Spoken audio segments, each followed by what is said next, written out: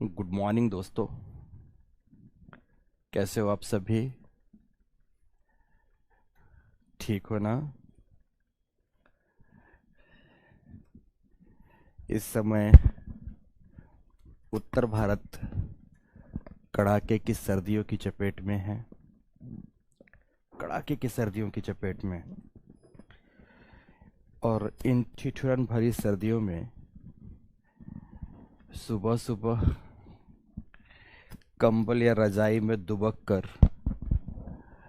इन online कक्षाओं को लेना अपने आप में कुछ अलग ही आनंद का विषय होता है। तकलीफ तो उन बच्चों को होती है जिन्हें इतना सुबह जग कर क्लास लेना भी मुश्किल में होता है। उनके लिए तो बहुत कष्ट का विषय होता है। पर कोई नहीं, कुछ अगर बड़ा करने का ठान लिया है तो तकलीफें तो उठानी ही होंगी। और तमाम तरह की तकलीफों में से एक यह तकलीफ भी है कि सुबह भोर वेला में जल्दी जगना होगा और जल्दी जगकर आपको इन कक्षाओं को लेना होगा। इन कक्षाओं को लेना होगा। तो सर्वप्रथम तो मैं राजेश मिश्र आज से आपकी प्रहार बैच की इन तमाम कक्षाओं के अंतर्गत ज्योग्राफी विषय से रिलेटेड कक्षाएं आरंभ करूंगा। पर एक विडंबना हुई आज, एक समस्या हुई आज कि आज पहली ही क्लास थी आपके साथ मेरी और लगभग 8 मिनट लेट स्टार्ट हुई। पहली ही क्लास और 8 मिनट लगभग लेट। मुझे तो पता है कि कुछ बच्चे मुस्कुराते हुए तो कुछ बच्चे क्रोध से भरे हुए होंगे, कुछ तो मंद मंद कुछ गालियां भी बक रहे होंगे। जो गालियां बक रहे होंगे उनके लिए राजेश सर का झापड़ है ना। पर जो लोग ऐसा कुछ नहीं कर रहे हैं, अगेन उनका स्वागत है। सभी का स्वागत है, सभी बच्चों का जो सुबह इतना जल्दी उठकर अपनी कक्षाओं को आरंभ कर रहे हैं। जैसा कि तमाम आपके कमेंट्स लिस्ट से दिख रहा है, उन सब बच्चों का स्वागत है।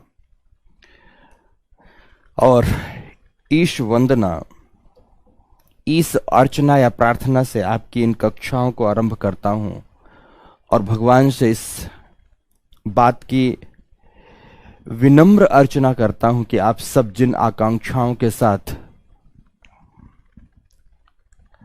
अपनी प्रिपरेशन की दिशा में अपने आप को आगे बढ़ा रहे हैं, तो आपको असीम सफलताएं मिले, अगाध खुशियां मिले, जीवन हर्षोल्लासित रहे हमेशा, आपका भविष्य उज्जवल रहे। यही मेरी कामनाएं हैं, ईश्वर से प्रार्थना है। अपेक्षाएं आपसे कुछ ऐसी हैं कि आप पूरी मेहनत से, पूरे मनोयोग से, पूरे शिद्दत से विषयों को ठीक ठीक से पढ़ते रहें और एक एक करके आप तमाम चीजों को फिनिश करते जाएं। अभी पीछे तो लग रहा है मुझे कि आपकी संभवतः पॉलिटी की कक्षा और पॉलिटी के साथ साथ इकोनॉमी की कक्षा चल रही थी, जिसमें से एक कोई क्लास फिनिश हुई होगी और उसके बाद मेरी ये कक्षा लगी होगी। तो अगेन मैं राजेश मिश्र इन्हीं तमाम बातों के साथ साथ आपकी आज की इस कक्षा को आरंभ करने जा रहा हूं। आपकी इस कक्षा को आरंभ करने जा रहा हूं। हाँ, कुछ बच्चों ने पूछा है सर ये लेट क्यों? तो सच बताऊं मित्रों, दिल्ली आज इतना जबरदस्त कोहरे की चपेट या साए में है कि 5 कदम भी कुछ दिखना बहुत मुश्किल था। कार भी ड्राइव कर रहा था ना, तो ऐसा नहीं कि फर्राटा भगा कर आया हूं, एकदम टुकुर टुकुर धीरे धीरे धीरे धीरे धीरे धीरे फॉग कटर लाइट जलाकर मुझे ऐसा लगता है कि जिस यात्रा को मैं कहीं 1 मिनट में पूरा करता रहा होऊंगा, तो वो आज यात्रा 4 से 5 मिनट में मेरी पूरी हुई होगी। तो आवाज से निकलकर स्टूडियो तक पहुंचने में जो समय लगा वो चौगुना लगा, और उस समय की वजह से मैं थोड़ा सा क्लास में लेट हुआ। और आते हुए मैंने संस्था से इस विषय में बात भी की कि ऐसी ऐसी स्थितियां हैं, और आप सब भी मित्रों, उत्तर भारत में ज्यादातर बच्चे रहते हैं, तो आप सब भी जानते ही होंगे कि थोड़ा सा इस समय मुश्किल है। कक्षाओं और स्टूडियो तक पहुंच पाना भी सुरक्षित तरीके से इतना सुबह में थोड़ा मुश्किल है, पर फिर भी हम कोशिश करते हैं कि समय पर पहुंचे और समय से आपकी क्लास लें। इसीलिए आज यह भी आपको सुबह सुबह ही एक सूचना दे दूं कि कल से अभी कुछ दिनों के लिए, 2 4 6 दिनों के लिए, जब तक ये घने कोहरे के साये में उत्तर भारत पूरी तरह से है, आपकी कक्षा 8 बजे से नहीं बल्कि 8:30 बजे से आरंभ की जाएगी।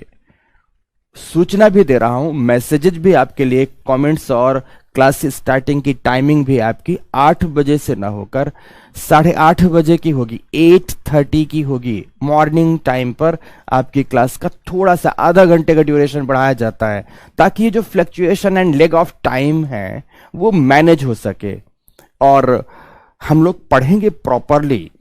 2 घंटे की जगह इन 4 6 दिनों में 1.5 घंटे की क्लास लेंगे, कोई बात नहीं। टाइमिंग आपका वही 10 बजे तक ही रहता है, क्योंकि आप दूसरी जिनकी कक्षाएं होती हैं, जो भी चीजें होती हैं, उनकी कोई कक्षा ऐसी बाधित ना हो, इस हमारी कक्षा की वजह से प्रभावित ना हो, इसके तमाम हम प्रयास करने के जुगत निकाल चुके हैं। और रास्ते में आज आते हुए ही संस्था से प्रॉपरली तमाम बातें हुई। तो कल से हम लोग 8:30 पर क्लास में उपस्थित होंगे, इसलिए संभवतः कभी भी कोई क्लास लेट नहीं होगी, जब तक कि कोई ऐसा अपरिहार्य वजह ना हो जाए। ऐसी कोई क्लास नहीं होगी, लेट नहीं होगी। तो हम लोग टाइमली पढ़ेंगे। और संस्थागत रूप से ही एक कोई मैसेज है, कमेंट्स है, शायद उन्हें समझ नहीं आया होगा कि सर इंस्टीट्यूट पहुंचे या नहीं। तो जस्ट वेट मित्रों, मैं एक जस्ट संस्था को सूचित कर दूं, एक बात अभी जस्ट मैं सूचित कर दूं, मुझे एक मुश्किल से 2 सेकंड का समय देंगे।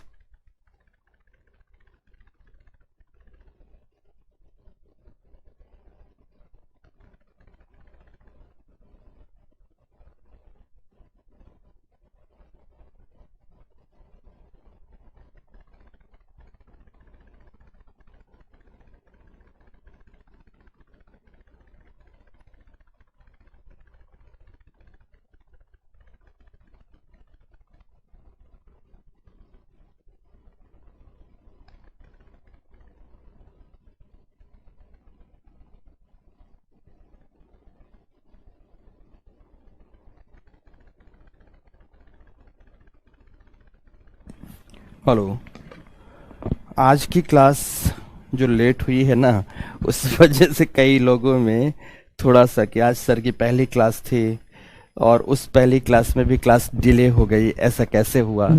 ये तमाम बातें हैं, पर नहीं रहेंगी मित्रों।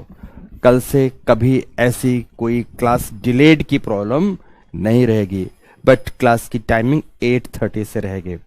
और चलिए आइए, सभी तो पहले प्यार से मुस्कुराइए और हम लोग अब अपनी क्लास को स्टार्ट करने जा रहे हैं, ठीक है ना। तो दोस्तों, मुझे लगता है अब तक आप सभी तैयार होंगे कि अब हम अपनी कक्षा को लेते हैं। देखो, कुछ चीजें वेल नोन हैं कि जैसे आप आज से ज्योग्राफी स्टार्ट कर रहे हैं, तो आप सभी के पास अपने इस बैच को पढ़ने के लिए आपके पास एक फ्रेश नोटबुक होनी चाहिए, अलग। ऐसा नहीं कि पीछे जिसमें आप पढ़ रहे थे उसी नोटबुक में आप लोग ज्योग्राफी भी लिखे जा रहे हैं, रफ किए जा रहे हैं। कुछ भी रफ नहीं है, सब कुछ फेयर है, सब कुछ फेयर है। हर दिन की कक्षा, देखो आज मेरी आपके साथ पहली क्लास है, तो आज पहले दिन तो मुझे बात करना बनता है ना, कि मैं आपसे कुछ बातें रखूं जो मैं चाहता हूं कि आप मेरी बातों को फुलफिल करें, और जो आप भी चाहते होंगे वह भी बातें रखेंगे। तो आपकी बातें तो कमेंट्स के माध्यम से मेरे पास आ ही जाती है। एक बच्चे ने लिख ही दिया कि सर आप बातें ज्यादा देते हो। अरे मेरे प्यारे दोस्त, आज पूरी क्लास में ही बातें देनी है, ठीक है। और उसके बाद ही कल से क्लास लेना खूब दबा के। इतना अधीर होने की जरूरत नहीं है। मैं आपके लिए बोल रहा हूं कि इतना अधीर होने की जरूरत नहीं है। ओके, कि बस पहली क्लास लगी नहीं कि करने लगे कांव कांव, ये क्या तरीका है ना। ओके, अच्छा कुछ बच्चे हैं जो मुझसे ऑप्शनल पढ़ते हैं। बिल्कुल ऑप्शनल पढ़िए मेरे दोस्तों, अभी तो शुरुआत है, आज से ही ऑप्शनल की कक्षा, आज से ही ऑप्शनल की कक्षा मैं प्रॉपरली क्लास स्टार्ट करने जा रहा हूं। तो चलो ध्यान से मेरी बात समझना। आज की क्लास में मैं प्रॉपरली आपसे कुछ बातें करूंगा जो भूगोल विषय से संबंधित होंगी, और कल से हम लोग अपने टॉपिक की स्टार्ट करेंगे। स्टार्टिंग तो आज से ही हो जाएगी, लेकिन आज विषय के बारे में थोड़ी सी बातें बहुत जरूरी हैं जो कि आपके आगे आने वाले तमाम दिनों की पृष्ठभूमि को बनाने वाली हैं। ठीक है ना। तो सबसे पहले प्रश्न उठता है जो आप में से कई बच्चों ने पूछा भी हुआ है कि आखिर भूगोल विषय है क्या, कितने घंटों में कितने दिनों में इस विषय को आप पूरा कराएंगे, इसकी अपनी महत्ता क्या है, ये तमाम चीजों से संबंधित बच्चों से प्रश्न हैं। ठीक है, तो देखो इन चीजों को भी लो और जो कुछ मुझे भी बातें बतानी है उसे भी समझ लो। तो भूगोल विषय की अगर महत्ता को हम लोग देखें तो ज्योग्राफी की महत्ता मित्रों आपके एग्जाम के 3 पैटर्न है और तीनों पैटर्न में बहुत अधिक है। पूरे सिलेबस को भी दिखाएंगे, सब कुछ को समझाएंगे, पर जानते जाओ, यहां से समझते जाना। देखो जैसे एग्जाम 3 चरणों में कैसे होता है, एक तो होता है प्रीलिम्स एग्जामिनेशन, प्रीलिम्स है, अपने काम की चीजें आप लोग लिखते जाना, बाद में जब टॉपिक चलेगा तो टॉपिक में मैं टॉपिक के साथ साथ आपको हर बात लिखाऊंगा। दूसरा आता है मेंस एग्जामिनेशन और तीसरा आता है इंटरव्यू की बारी आती है, साक्षात्कार परीक्षा की बारी आती है। प्रीलिम्स एग्जामिनेशन में आप जानते हैं कि ज्योग्राफी अपने आप में 2 विषयों को और समाहित किए हुए होता है, जिसमें से एक टॉपिक होता है इन्वायरमेंट प्लस इकोलॉजी का, तो दूसरा टॉपिक होता है डिजास्टर एंड डिजास्टर मैनेजमेंट का। डिजास्टर मैनेजमेंट का होता है। तो ज्योग्राफी को, इन्वायरमेंट एंड इकोलॉजी को, डिजास्टर एंड डिजास्टर मैनेजमेंट को सबको मिला दिया जाए, ये पूरा ज्योग्राफी के अंतर्गत का ही सेक्शन आता है। तो इसमें से लगभग 30 से 35 प्रश्न हर वर्ष प्रीलिम्स एग्जामिनेशन में पूछे जाते हैं। अगर आप लोग अब तक में क्वेश्चन एनालिसिस कर चुके हैं तो लगभग इतने प्रश्न प्रत्येक वर्ष ज्योग्राफी में पूछे जा रहे हैं। आप लगातार लास्ट ईयर्स के रिजल्ट्स में अगर पैनी नजर रख रहे हैं तो निश्चित रूप से आपने नोटिस किया होगा कि अगर आप 100 क्वेश्चन में से 50-52 प्रश्न भी आप सही कर पा रहे हो, 55 के आसपास सही किया है आपने तो बहुत अच्छी स्थिति में हो। तो अगर 50-52 प्रश्न भी सही कर पा रहे हो तो आप उस स्थिति में हो कि आप असफल तो कम से कम नहीं होगे, प्रीलिम्स क्वालिफाई कर जाओगे। और अगर उतने प्रश्नों में 30 से 35 प्रश्न केवल ज्योग्राफी से रिलेटेड हो, इन 35 प्रश्नों में अगर आपने 30 प्रश्नों को भी सही प्रकार से हल कर लिया, 28 प्रश्नों को भी सही प्रकार से हल कर लिया, तो इसका मतलब है कि आप सफलता के बहुत करीब हो।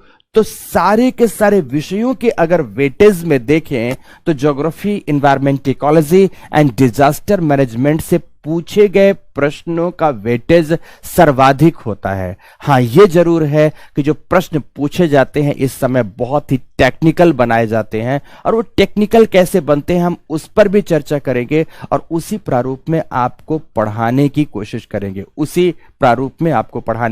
करेंगे। तो सबसे पहले तो इसकी प्रीलिम्स की महत्ता देखें, को देखें, इसलिए इस विषय को बड़ी शिद्दत से पढ़ना। तो दूसरा, मेंस एग्जामिनेशन में अगर सिलेबस देखें तो मेंस एग्जामिनेशन में जीएस के 4 पेपर हैं, और उन जीएस के 4 पेपर में से पेपर फर्स्ट को देखो तो पेपर फर्स्ट में 3 विषय वस्तु हैं। एक हिस्ट्री है, दूसरा ज्योग्राफी है और तीसरा इंडियन सोसाइटी का टॉपिक है। पेपर फर्स्ट में कितने सिलेबस के पार्ट है? 3 टॉपिक है। एक तो हिस्ट्री का टॉपिक हो गया, दूसरा इंडियन सोसाइटी का टॉपिक हो गया, तो तीसरे नंबर का टॉपिक ज्योग्राफी से रिलेटेड है। और उसमें सिलेबस में आप देखेंगे salient feature of world physical geography, अर्थात विश्व भौतिक भूगोल के मूल सिद्धांतों से सिलेबस शुरू होता है। तो कुछ महत्वपूर्ण ज्योग्राफिकल फिनोमिनाज जैसे अर्थक्वेक हो गया, लैंडस्लाइड हो गया, एवलांच हो गया, इन तमाम, सुनामी हो गया, इन तमाम विषय बिंदुओं में जाकर पेपर फर्स्ट का सिलेबस ज्योग्राफी के अंतर्गत का समाप्त होता है, जिसमें इकोनॉमिक ज्योग्राफी भी है, रिसोर्सेज भी हैं, तथा वर्ल्ड लेवल पर मित्रों प्राइमरी, सेकेंडरी, टर्शियरी जो एक्टिविटीज आती हैं उन सब को भी इसमें सम्मिलित किया गया है। उन सब को भी इसमें सम्मिलित किया गया, अर्थात कि पेपर फर्स्ट के अंतर्गत ज्योग्राफी का एक व्यापक आधार बनता है। और ज्योग्राफी खंड से रिलेटेड अगर देखो तो पेपर फर्स्ट में पूछे गए प्रश्नों का जो वेटेज होता है, मार्क्स होता है, तो लगभग आप देखना 100 से लेकर 110 नंबर का प्रश्न, 100 से लेकर 110 नंबर का प्रश्न पेपर फर्स्ट में ज्योग्राफी से पूछा जाता है। मेंस एग्जामिनेशन की बात कर रहे हैं पेपर फर्स्ट के अंतर्गत। तो इसी तरह से पेपर थर्ड में भी सिलेबस प्रेस्क्राइब्ड है। किसमें प्रेस्क्राइब्ड है? थर्ड में भी प्रेस्क्राइब्ड है। और पेपर थर्ड में अगर आप देखोगे तो पेपर थर्ड में एग्रीकल्चर से लेकर, एग्रीकल्चर, इरिगेशन, लैंड रिफॉर्म से लेकर, लैंड रिफॉर्म तो हालांकि इकोनॉमी में भी टीचर पढ़ाते हैं, लैंड रिफॉर्म तो पॉलिटी में भी टीचर पढ़ाते हैं, लेकिन जिस समय आप लैंड रिफॉर्म जैसा टॉपिक ज्योग्राफी में पढ़ेंगे आपको थोड़ी सी अलग ही चीजों की अनुभूति होगी, तो अलग ही चीजें थोड़ा सा पता चलेंगी। तो दोस्तों ध्यान रखना कि यहां पर जब आप पेपर थर्ड की बात करेंगे तो आप देखेंगे इसमें एनर्जी है, इसमें ट्रांसपोर्ट है, इसमें पोर्ट है, इसमें इंडस्ट्री है, इसमें रिसोर्स है, तथा इन सब के साथ साथ एग्रीकल्चर का topic, disaster and disaster management का टॉपिक, एनवायरमेंट एंड इकोलॉजी का टॉपिक, अगर इन तमाम विषय वस्तुओं को मिलाकर देखा जाए तो यहां भी ज्योग्राफी एंड ज्योग्राफी से रिलेटेड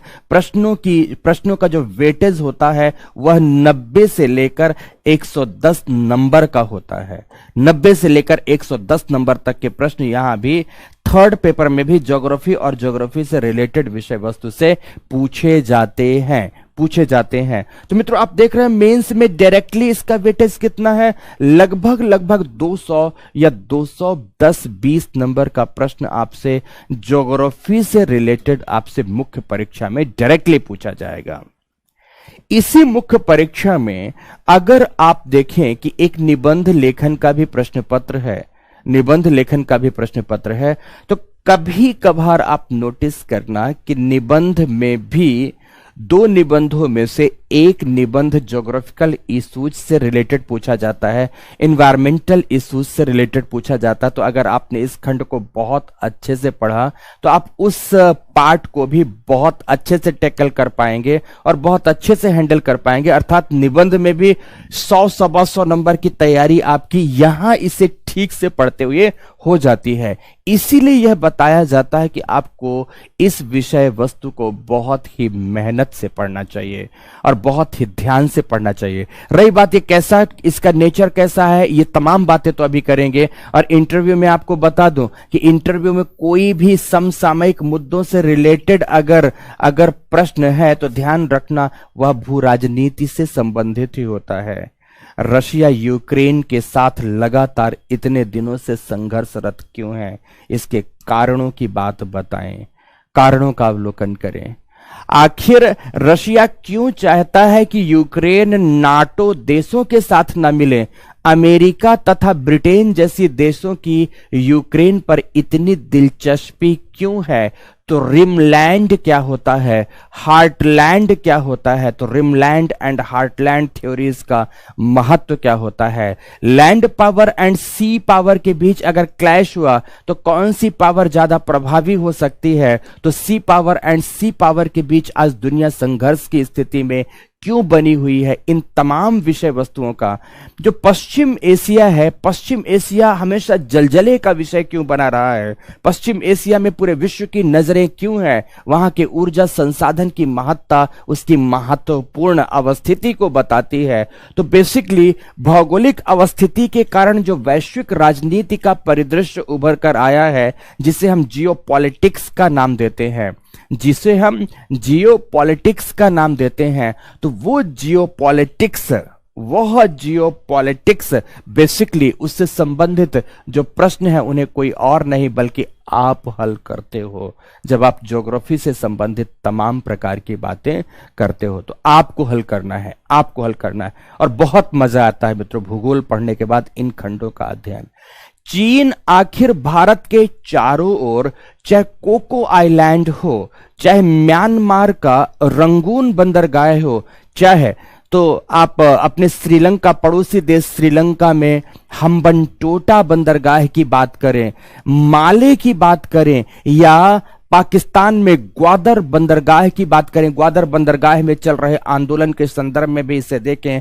आखिर क्यों चीन हिंद महासागर में चारों ओर से अपने भारतीय उपमहाद्वीप को घेरना चाहता है? चीन की दिलचस्पी आखिर हिंद महासागर में इस भारतीय उपमहाद्वीप को घेरने की क्यों है? तो स्ट्रिंग ऑफ पर्ल पॉलिसी क्यों है? सीधा सीधा प्रश्न भी पूछा यूपीएससी ने, स्ट्रिंग ऑफ पर्ल पॉलिसी क्यों है? ये तमाम चीजों को समझने का विषय कोई और नहीं बल्कि भूगोल विषय है। भूगोल बताता है कि इसकी अवस्थिति अपने दृष्टिकोण से क्यों महत्वपूर्ण है, अवस्थिति के साथ संसाधन है, यहां मानव संसाधन की क्या स्थिति है, इस पर नियंत्रण क्यों आवश्यक होता है। तो इस नियंत्रण के उद्देश्य से ही अमेरिका उतना दूर यहां अवस्थित बोविट द्वीप पर अपने नौसैनिक बेड़ा स्थापित करता है। तो फ्रांस, ब्रिटेन तथा रशिया ने भी गहरी दिलचस्पी हिंद महासागर पर लगाई है। तो एक प्रश्न अपने आप में, एक टॉपिक अपने आप में महत्वपूर्ण बन जाता है कि हिंद महासागर एवं हिंद महासागर की भू राजनीति। तो मित्रों ये तमाम टॉपिक कहीं और से नहीं बल्कि भूगोल विषय से पढ़ने से, समझने से विद्यार्थियों के मानस पटल पर बेहतर तरीके से इम्प्रिंट होते हैं। तो इंटरव्यू में अब देखो, इस समय पर लगातार आप खबर देख रहे हो कि जोशी मठ के संदर्भ में, कि जोशी मठ जो कि अलकनंदा नदी के तट पर अवस्थित है, पर्यटन एवं धार्मिक दृष्टिकोण से तथा सामरिक दृष्टिकोण से भी इसकी बड़ी महत्ता। मैंने 3 शब्द अपने आप में ज्योग्राफी के ही बोल दिए, सामरिक महत्ता, पर्यटन की दृष्टि से महत्ता तथा इसी की धार्मिक दृष्टिकोण से महत्ता। तो जोशी मठ का एक बड़ा सा भौगोलिक प्रदेश आखिर सब्सिडाइज कर रहा है, श्रिंक हो रहा है, धंस रहा है। आखिर वहां पर यह धसाव क्यों हुआ? इन धसाव की वजह क्या है? उसकी अवस्थिति क्या इस धसाव की वजह है या मानवीय क्रियाएं धसाव की वजह है? आप आज की डेट में इंटरव्यू देने चले जाएं, 100% आपसे जोशी मठ से रिलेटेड तमाम प्रकार के इश्यूज को डिस्कस कर लिया जाएगा।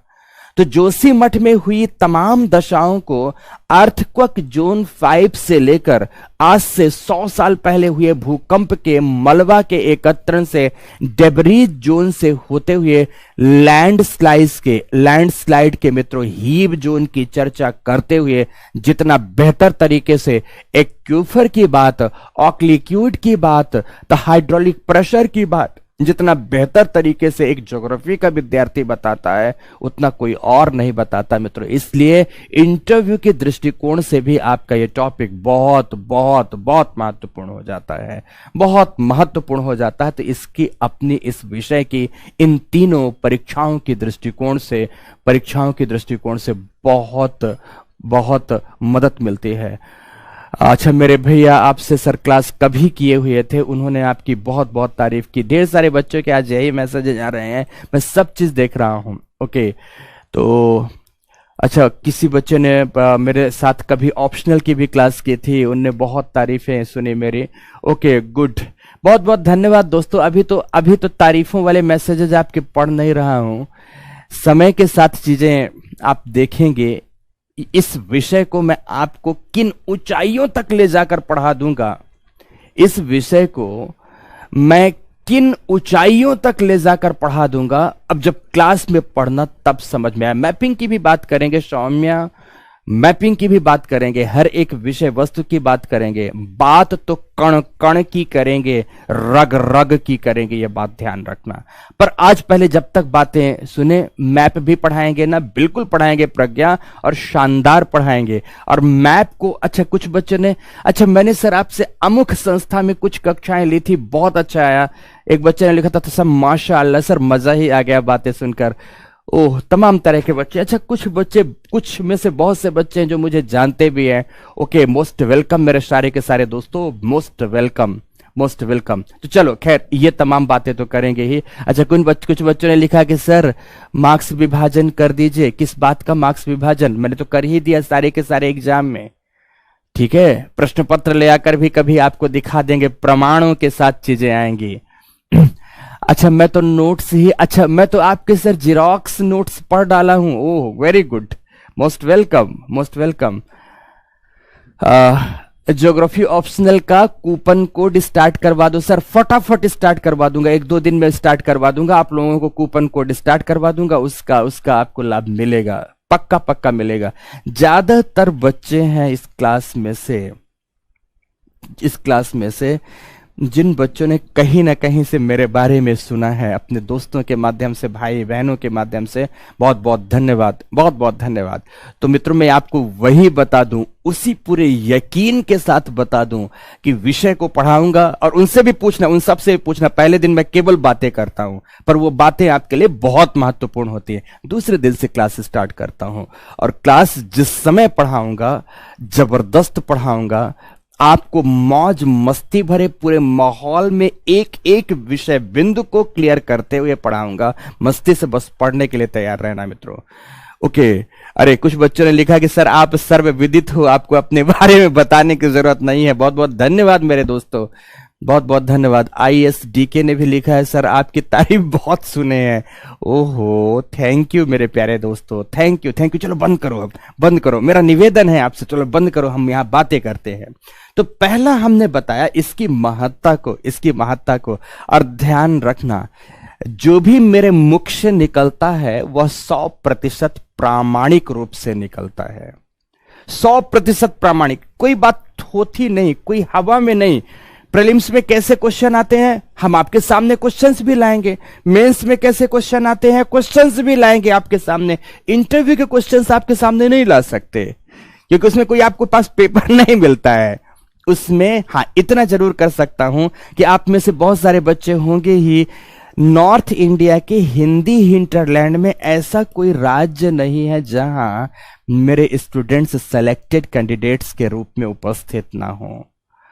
आपके आसपास पेरीफेरी में, या कि आपको एक और बड़ी बात बताऊं, आप अपने जिले में कभी भ्रमण करना, 4 ब्यूरोक्रेट्स से मिलना, और 4 ब्यूरोक्रेट्स में से यकीन दिलाता हूं 2 ब्यूरोक्रेट्स एट लीस्ट आपको मेरे बारे में जरूर बताएगा। 4 में से 2 ब्यूरोक्रेट्स मेरे बारे में जरूर बताएगा। और इससे बड़ी बात आपको क्या बता दूं, इसलिए अभी तो खैर आपके पढ़ने का समय है, इस सब तहकीकात का वक्त नहीं है। कभी आते जाते मुस्कुराते हुए आप मिलिएगा लोगों से और बातें करिएगा।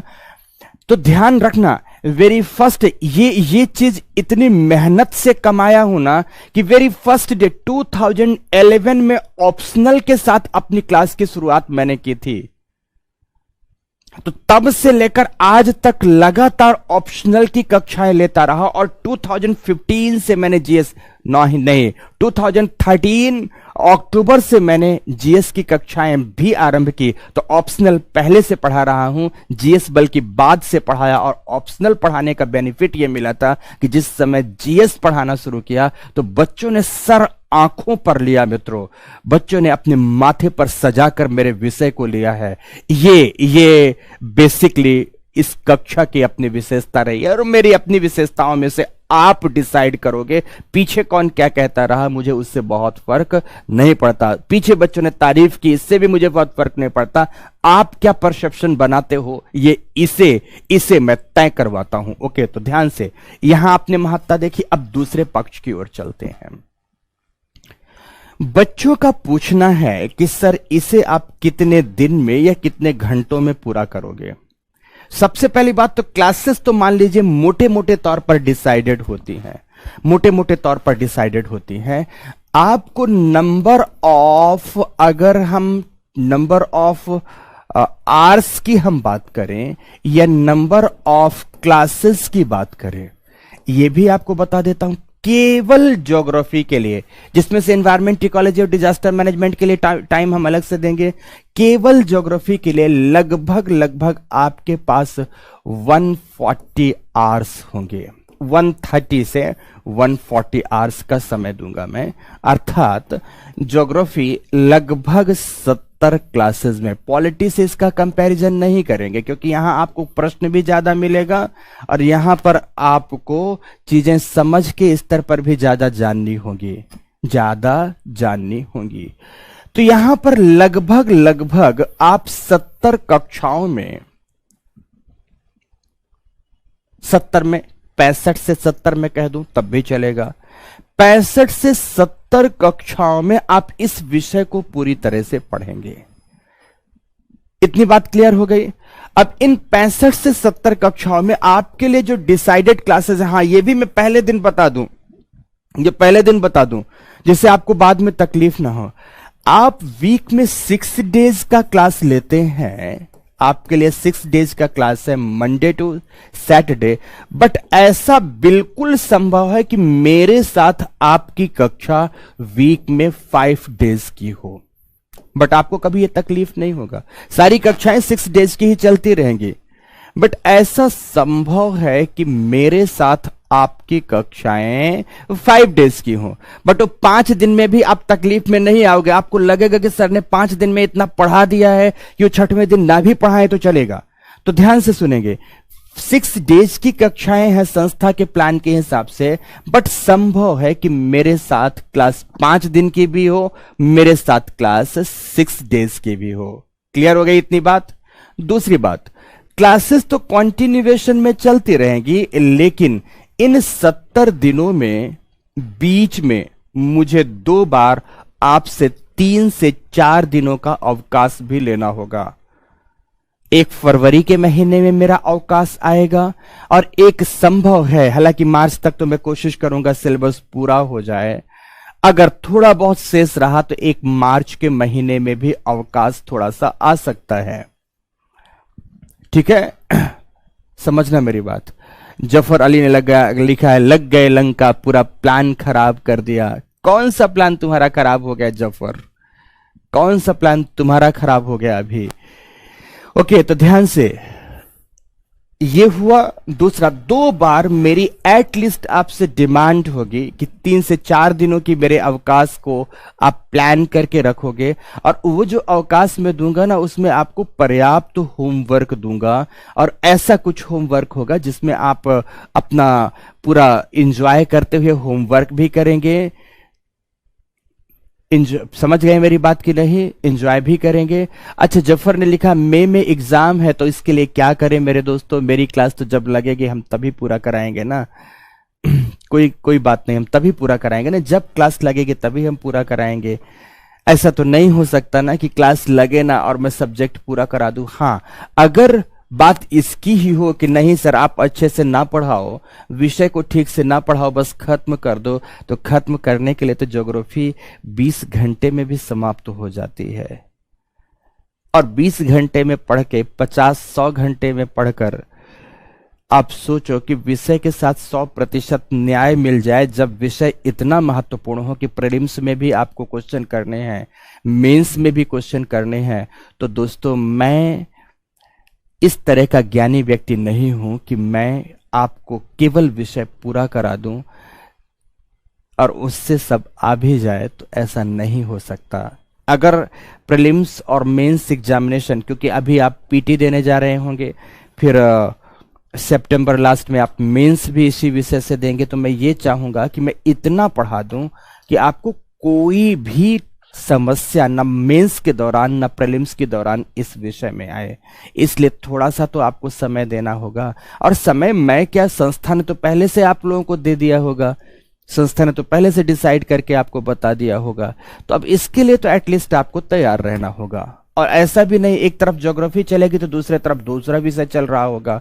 एक दो विषय तो लगभग समाप्त हो चुके हैं, ज्योग्राफी चलेगी एक तरफ दूसरा विषय चल रहा होगा, जब ये समाप्त हो रहे होंगे तो दो विषय और समाप्त हो चुके होंगे, तो मार्च तक आपके 4-4 विषय समाप्त हो चुके होंगे। और चाहते क्या हो?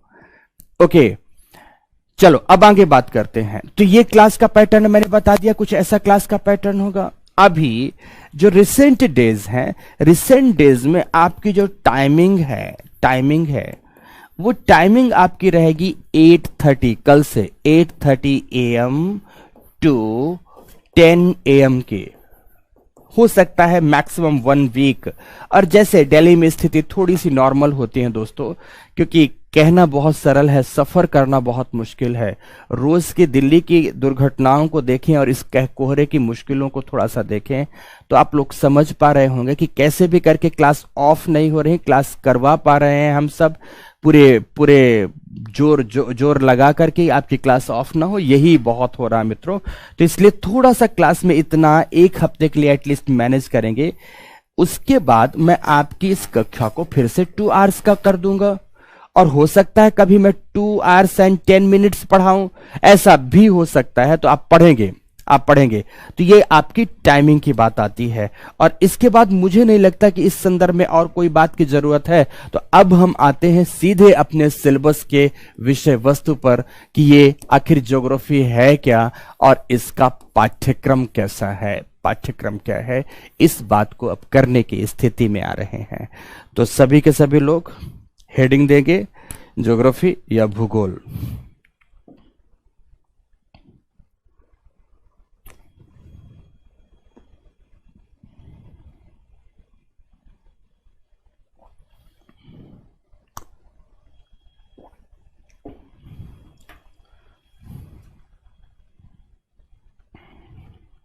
लिख लिया? ज्योग्राफी या भूगोल। शुरू करते हैं बातें अपने विषय के इंट्रोडक्शन के बारे में। जैसा कि आपके सिलेबस की आज मूल हेडिंग दी गई है, भूगोल एक परिचय।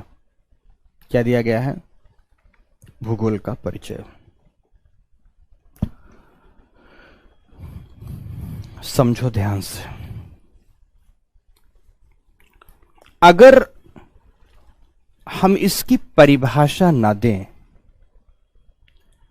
और भूगोल को सामान्य व्यवहार में पढ़ने और समझने की कोशिश करें तो मेरा समझाना होगा कि यह विषय आप जो भी जीते हो, दैनंदिन क्रियाओं को करते हो, उन्हें समझने का अपने आप में सर्वांगीण प्रारूप है। देखना, एक नवजात शिशु, गर्भस्थ शिशु जैसी ही मां की कोख से निकलकर पृथ्वी माता पर आता है, आते ही उसके नयन नेत्र खुलते हैं, आते ही उसके लंग्स ओपन होते हैं, और लंग्स ओपन होते ही इस बाहर की दुनिया को वो समझने की कोशिश करता है, और लंग्स ओपन होते ही बाहर की वायु उसके अंदर प्रवेश करती है। जैसे ही वायु प्रवेश की, घर में किलकारियां गूंजती हैं, और उन्हीं किलकारियों के लिए लोग बड़े आतुर भाव से इंतजार कर रहे होते हैं। आखिर वह शिशु अपने उस अविकसित मन से यह जानने की कोशिश कर रहा होता है अपनी किलकारियों में कि आखिर ऐसा क्या है जो मेरे अंदर प्रवेश किया, ऐसे क्या है जो नयापन है, और वो नएपन में प्रवेश की हुई वायु को समझने की कोशिश करता है। बचपन से लेकर सारी उम्र तक ये वायु ही है जो कि उसे प्राण दे रही होती है, उसके जीवन में प्राण का संचार कर रही होती है, जिसके अध्ययन का विषय आप वायुमंडल के रूप में जानते हैं। आंखें खुलती हैं, घर की चार दीवारों से बाहर निकलता है, अपने घर की बगल में कल कल बहती हुई नदियों की धारा को समझने की कोशिश करता है, नदी तालाब झीलों को समझने की कोशिश करता है। तो गगनचुंबी पर्वतों की ऊंचाइयों को देखकर उनकी विराट सत्ता को भी समझने की कोशिश करता है कि आखिर ये पर्वत क्या हैं, ये दूर दूर तक फैले हुए मैदान एवं पठार क्या हैं, तो ये पहाड़ियां क्या हैं, ये घाटियां क्या हैं, उन सब को समझने की कोशिश बरबस ही हमारा मन कहता है। और उन्हीं को समझने का विषय कोई और नहीं बल्कि भूगोल है। अर्थात भूगोल आपकी जो भौतिक प्रकृति है, एक बात शुरू कर रहा हूं, भूगोल आपकी जो भौतिक प्रकृति है जिससे आप चतुर्दिक रूप से चारों ओर से घिरे हुए हो, उस चारों ओर की प्रकृति को समझने का विषय मित्रों भूगोल है, ज्योग्राफी है, जिसमें से स्थल मंडलीय परिघटनाएं हैं, स्थल मंडल में व्याप्त पर्वत पठार मैदान घाटियां हैं, जल मंडल जिसमें महासागर सागर तथा नदी झील तालाब आदि हैं, वायुमंडल जो कि कई परतों में विभाजित है। इन सब को समझने का आरंभिक विषय क्षेत्र भूगोल कहलाता है। अर्थात प्रकृति तथा प्राकृतिक तत्वों को समझने का विषय। दोस्तों ध्यान से सुनना कि हमारी प्रकृति ने जब पृथ्वी को बनाया तो पृथ्वी को बनाते हुए सबसे पहले 3 मौलिक तत्वों की रचना की। सबसे पहला मौलिक तत्व था स्थलखंड की रचना, जिसे हम लोग स्थल मंडल कहते हैं, इंग्लिश में इसे लिथोस्फीयर कहा जाता है। तो दूसरा तत्व बनाया वायुमंडल, जिसे हम लोग इंग्लिश में एटमॉस्फेयर कहते हैं, और तीसरे तत्व की रचना की जिसे हम जल मंडल कहते हैं, जल मंडल के नाम से जानते हैं, जिसे हाइड्रोस्फीयर के नाम से संबोधित करते हो। अर्थात वेन डायग्राम में इस डायग्राम को आपने जरूर देखा होगा कि वह भौगोलिक प्रदेश जहां प्रकृति रचित इन 3 घटकों का एक आनुपातिक संयोग हो रहा है। कौन से घटक हैं? लिथोस्फीयर है, एटमॉस्फेयर है, हाइड्रोस्फीयर है। इन तीनों का जहां पर संयोग हुआ, इन तीनों के आनुपातिक संयोग की दशा में पृथ्वी के सतह भाग में या पृथ्वी के कुछ गहराई तक के आंतरिक भागों में मृदा के अंग में जीवन का उद्भव एवं विकास हुआ। और जहां पर जीवन पाया जाता है उसे ही हम किस नाम से जानते हैं? बायोस्फीयर के नाम से जानते हैं मित्रों। अर्थात प्रकृति ने सर्वप्रथम इन 3 घटकों की उत्पत्ति की। इन 3 घटकों की उत्पत्ति या आनुपातिक संयोग से एक तीसरे घटक ने पृथ्वी पर पदार्पण किया, जिसे हम जैव मंडल के नाम से संबोधित करते हैं। तो यहां पर चौथा मंडल जो कि प्रकृति तथा प्राकृतिक क्रियाओं का परिणामी है, उसे हम जैव मंडल नाम से संबोधित करते हैं। इन्हीं 4 मंडलों का मुख्य समूह होता है भूगोल का भौतिक भूगोल का अंग। भौतिक भूगोल का मतलब है प्राकृतिक भूगोल का अंग, जिसे प्रकृति ने अपनी क्रियाओं से स्वनिर्मित किया है। प्रकृति ने अपनी क्रियाओं से स्वनिर्मित किया है। अब आपको बता दूं, अगर इन 4 मंडलों की चर्चा करूं, तो माना कि इन 4 मंडलों पर ही आधारित है मानव का संपूर्ण जीवन। इन 4 मंडलों पर ही आधारित है मानव का संपूर्ण जीवन। बात को रोकते हुए एक बात पहले समझा देता हूं। कई बच्चे इस बात पर लगे हुए हैं, सर बेसिक से लेकर पढ़ाइएगा। तो दोस्तों पढ़ोगे तब तो समझ में आएगा कि कुछ शेष बचता ही नहीं है। अरे आज मैं सब बता दूंगा, कौन सी किताबें पढ़नी है, क्या पढ़नी है, सब बता दूंगा, लेकिन सब्र नहीं करोगे तो डांटूंगा भी। दोस्तों ध्यान से बता दूं, अगर पूरे मन से पढ़ाता हूं ना, आत्मा निकाल के आपके सम्मुख रखता भी हूं ना, मित्रवत भाव से या बड़े भाई होने के नाते आपको ठीक से पढ़ाता हूं ना, तो खींच के एक झापड़ लगाने का भी अधिकार रखता हूं।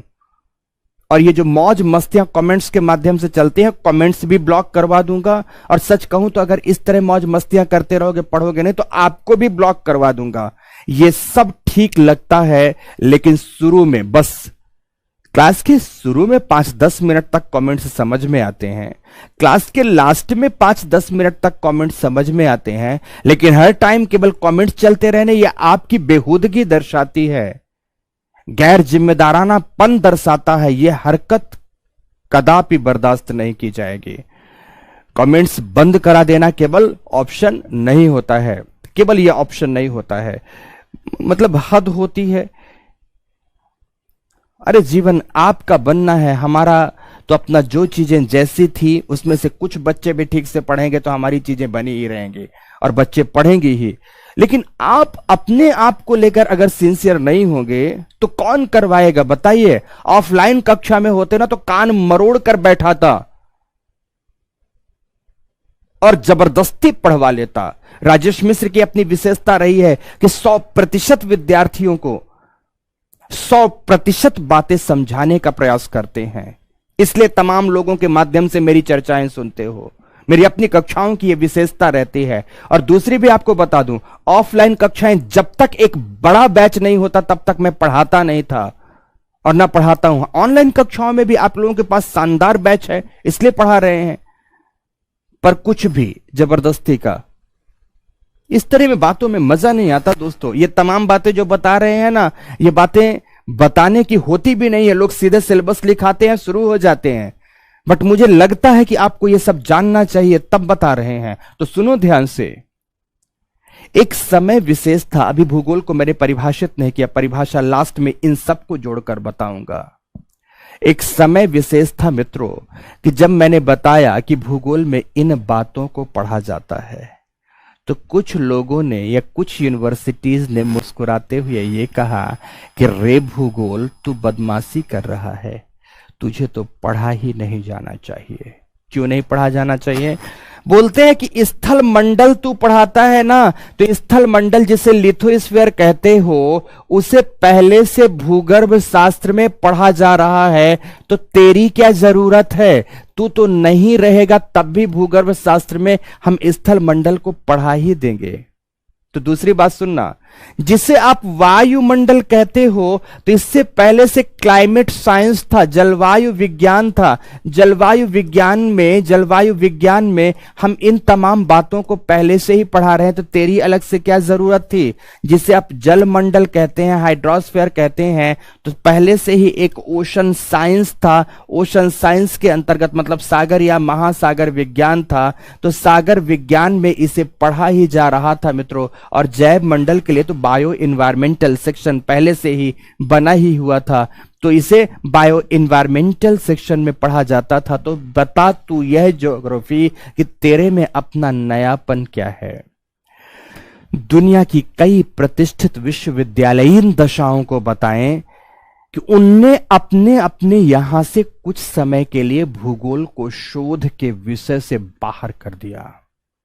ऑक्सफोर्ड का नाम सुना होगा, कैम्ब्रिज का नाम सुना होगा, हार्वर्ड पेंसिल्वानिया विश्वविद्यालय का नाम सुना होगा, लुंड विश्वविद्यालयों का नाम सुना होगा। तो ब्रिटेन, अमेरिका, जर्मनी आदि के कई प्रतिष्ठित विश्वविद्यालयों से 18वीं सदी के कुछ वर्षों तक भूगोल को विषय की श्रेणी से बाहर कर दिया गया कि तुझ में नयापन क्या है। तो भूगोल मुस्कुराता है और भूगोल कहता है कि मैं बताता हूं ना मुझ में नयापन क्या है। कि भूगर्भ शास्त्र में तुम स्थल मंडल पढ़ते हो, लेकिन भूगोल में मैं स्थल मंडल की महत्ता को समझाता हूं। किस दृष्टिकोण से? मानव की दृष्टि से। किस दृष्टि से? मानव की दृष्टि से महत्ता क्या है, मैं इस बात को समझाता हूं। मुझ में नयापन इसकी महत्ता को लेकर है। हो सकता है कि जलवायु विज्ञान के अंतर्गत तुम वायुमंडल के बारे में बताते हो, तो वायुमंडल की महत्ता क्या है, मानव की दृष्टिकोण से इंपॉर्टेंस क्या है, उपादेयता क्या है, उपयोगिता क्या है, मानव के दृष्टिकोण से मैं यह समझाने का प्रयास करता हूं। तो यहां पर तुम अमूर्त चीजों को पढ़ा रहे हो। यहां पर तुम मानव विहीन स्थल मंडल, मानव विहीन वायुमंडल, मानव विहीन जल मंडल एवं जैव मंडल का अध्ययन कार्य करा रहे हो। लेकिन मैं हर जगह मानव एवं मानवीय उपयोगिता को ध्यान में रखते हुए विषय वस्तु को पढ़ाता हूं। इस बात को लेकर मुझ में एवं अन्य विषयों में अंतर है।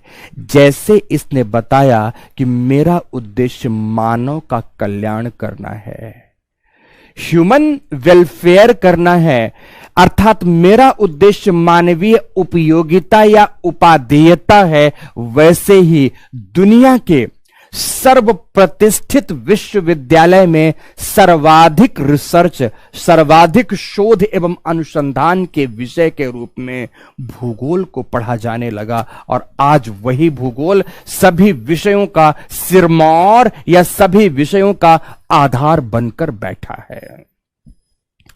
जिस प्रकार का भूगोल होगा, किसी भौगोलिक प्रदेश की ऐतिहासिक घटनाएं वैसी ही होंगी। जिस प्रकार का भूगोल होगा, किसी प्रदेश की राजनीतिक एवं आर्थिक क्रियाएं भी वैसी ही होंगी। मित्रों, भूगोल निर्धारित कर देता है कि यहां की राजनीतिक व्यवस्था स्थिर होगी या अस्थिर होगी।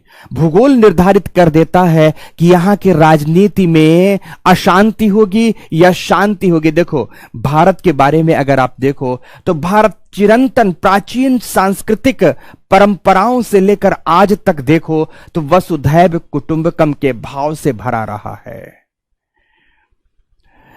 भारत की धरा ऐसी रही है जिसमें प्रेम, बंधुत्व एवं सहिष्णुता का भाव सबके प्रति भरा रहा है। लेकिन आपके समीप में अफगान देख लो, तुर्क देख लो, फारस देख लो, मंगोल देख लो, मध्य एशिया देख लो, यह सब हमेशा से आक्रांता ही रहे हैं। और यह हमेशा से आक्रांता भाव से अपने समीपी देशों की सीमाओं का अतिक्रमण करते हुए आक्रमण किया, लूटमार किया, लूटमार करते हुए छापेमारी भी किया, और इस सब को करते हुए कैसे भी अपना जीवन चलाया। तो आखिर मैं आपको यह समझाना चाहूंगा कि आपकी जो भारतीय परंपरा है हमेशा शांति, समन्वय, विश्व बंधुत्व की क्यों थी? तो ये पर्शियन, ये मंगोल, ये तुर्क, ये अफगानी हमेशा से आक्रमणकारी क्यों थी? इसके पीछे भी मित्रों, इसके पीछे कोई और कारण नहीं बल्कि इसके पीछे भी जिम्मेदार कारण भूगोल है। मैंने क्या कहा कि भूगोल को अगर आप पूरे कलेवर में पढ़ोगे ना मित्रों, तब जाकर समझ में आएगा ये विषय है क्या। देखो, मेरी बात समझना, अगर हम उत्तर भारत की ही बात ले जहां आज हम रहते हैं, तो देखना ध्यान से, उत्तर भारत का मैदानी क्षेत्र जिसे आप शस्य श्यामला धरा भी कह सकते हैं। हां, एक बात जरूर ध्यान रखना कि मेरे शब्द मित्रों थोड़ी सी आपको कुछ बच्चों को कठिन लग सकते हैं, और उन बच्चों को जिन्होंने थोड़ी सी अपने भाषा पर कभी काम नहीं किया है, कठिन लग सकते हैं। लेकिन ध्यान रखना, मेरी भाषा कठिन नहीं, हमेशा उपयुक्त है। मैं हमेशा उपयुक्त सटीक शब्दों का प्रयोग करता हूं। यूपीएससी की डिमांड जिन शब्दों की है, उन शब्दों के प्रयोग से आपको विषय वस्तु को पढ़ाता हूं, जिससे कम से कम जब आप उत्तर लेखन करो तो उत्तर लेखन समय करते समय आपके पास शुद्ध शब्द आए, सटीक शब्द आए, संक्षिप्त शब्द आए, सारगर्भित शब्द आए। तो संक्षिप्त, सटीक, सारगर्भित और शुद्ध शब्दों का प्रयोग अगर अपने आप अध्ययन की बोलचाल में, आम बोलचाल में जब मैं आपसे कहीं मिलूंगा तो इन शब्दों का प्रयोग नहीं करूंगा, पर अध्ययन के बोलचाल में अगर एप्रोप्रिएट वर्ड नहीं आएगा, तो ध्यान रखना, शब्द कठिन नहीं होना चाहिए, एप्रोप्रिएट होना चाहिए। तो एप्रोप्रिएसी की कोशिश अगर नहीं करेंगे तो मुश्किलों में फंसेंगे मित्रों। इसीलिए शब्दों को कठिन मत मानिएगा। ध्यान रखना, 5 से 10 दिन में आप इन्हीं शब्दों को लेकर अभ्यस्त हो चुके होंगे और आपको लगने लगेगा कि सच में उत्तर लेखन के लिए हमारे पास नई शब्दावलियां मिली है। इन शब्दावलियों को आप ग्रैस्प करिएगा, आत्मसात करिएगा, इनका विरोध मत करिएगा मेरे प्यारे दोस्तों। विरोध करेंगे तो आप कठिनाई में फंसेंगे। चलिए आइए फिर से बोलता हूं। जो शस्य श्यामला उत्तर भारत की धरा है, जिसे आप गंगा, सिंधु एवं ब्रह्मपुत्र का मैदान कहते हैं, इस मैदान की विशेषता को बता दूं कि दुनिया की सबसे उर्वर मृदा से युक्त है। जहां पर सिंधु नदी का सप्त सैंधव प्रदेश है, 7 नदियों के प्रवाह का क्षेत्र है। गंगा मैदान, गंगा तथा गंगा की कई महत्वपूर्ण सहायक नदियों का प्रवाह है। तो ब्रह्मपुत्र नदी का असम घाटी का मैदान है, जहां पग पग में बाग बगीचे हैं, पग पग में खेत खलिहान हैं, पग पग में मेरे प्यारे दोस्तों शाक सब्जियों की क्यारियां सजी हुई हैं। फल तोड़ा आम का, आम खाया, गंगा के जल को अंजलि में उठाया, जलपान किया। फल तोड़ा अमरूद का, अमरूद खाया, गंगा की किसी सहायक नदी के जल का जलपान किया। न तो भोजन का संघर्ष है, न जल का संघर्ष है, न जलवायु का संघर्ष है, न मृदा का संघर्ष है।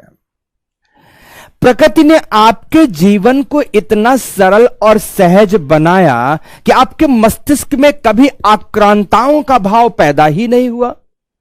आपके मस्तिष्क में कभी उद्वेग का भाव पैदा ही नहीं हुआ। मस्तिष्क बड़ा ही शांत है और वही शांत मस्तिष्क से आप मधुर वीणा के तार झंकृत करते हुए, वीणा एवं शरोद के तारों से निकलने वाली आवाज में भी आत्म एवं परमात्म तत्व की खोज करते हैं।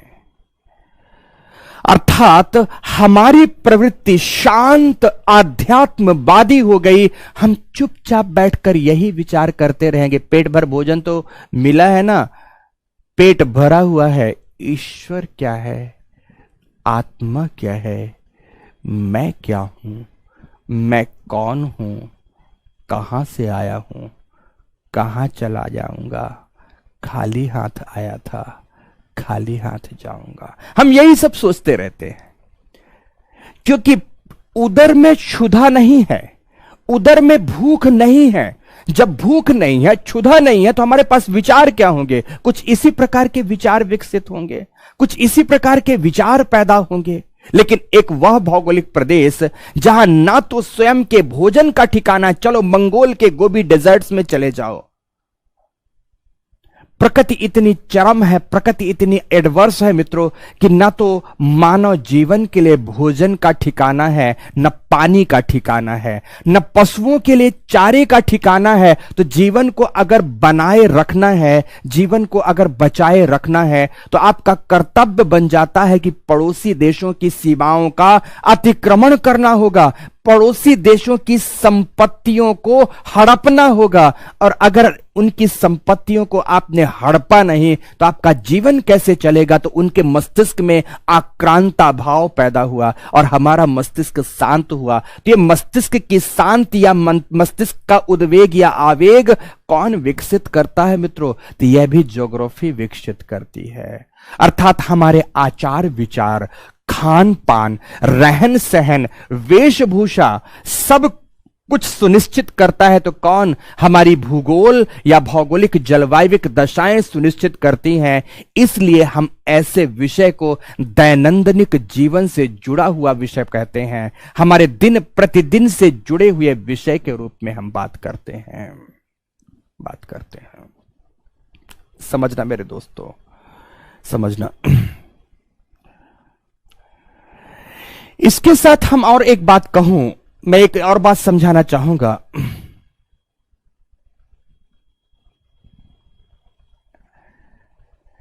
कि अगर हमारे दिन प्रतिदिन के जीवन से जुड़ा हुआ यह विषय है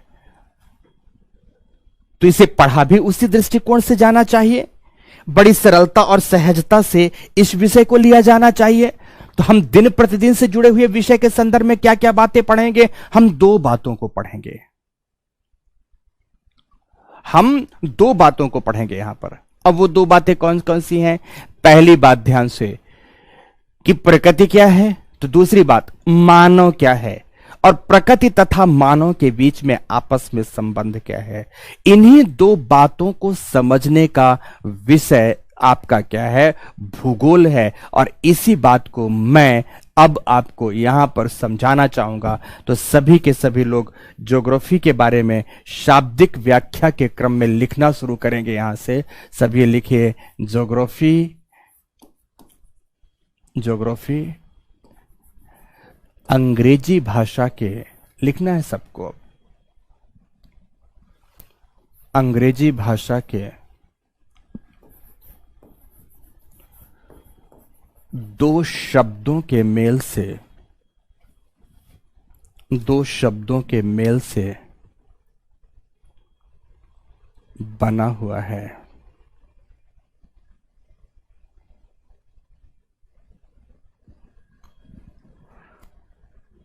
बना हुआ है, दो शब्दों के मेल से बना हुआ है ज्योग्राफी। लिखो नंबर 1 जियो, जिसका अर्थ है नंबर 1 जियो, जिसका अर्थ है पृथ्वी। पृथ्वी। तो नंबर 2 ग्राफी। ग्राफी, जिसका अर्थ है विवरण। विवरण या वर्णन। वर्णन अर्थात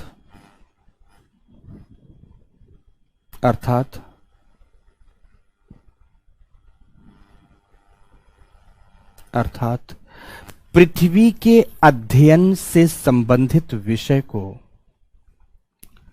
पृथ्वी के अध्ययन से संबंधित विषय को भूगोल कहा जाता है।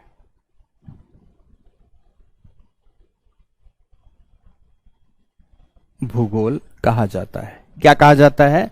ज्योग्राफी, भूगोल कहा जाता है। पढ़ लिया इतना कि बहुत सरल परिभाषा शुरुआत होती है कि ज्योग्राफी क्या है। ज्योग्राफी दो शब्दों के मेल से बना है, जियो प्लस ग्राफी। जियो का मतलब है पृथ्वी, ग्राफी का मतलब है अध्ययन, विवरण या वर्णन करना। अर्थात पृथ्वी का अध्ययन करना या विवरण प्रस्तुत करना या वर्णन करना ही भूगोल है।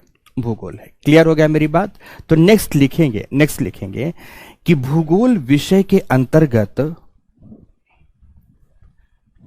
भूगोल विषय के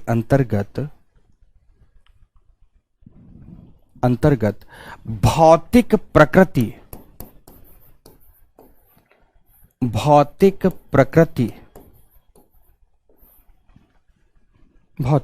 प्रकृति एवं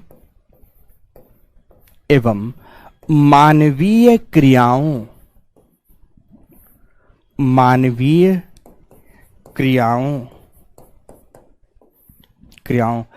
के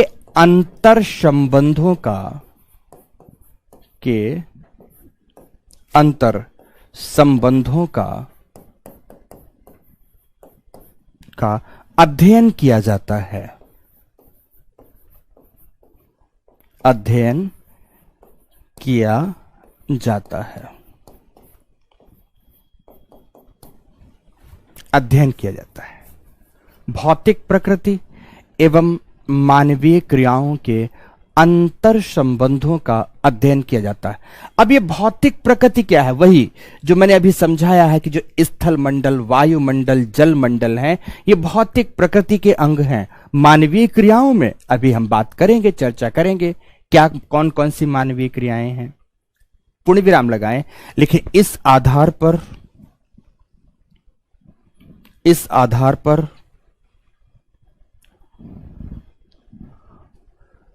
भूगोल का पाठ्यक्रम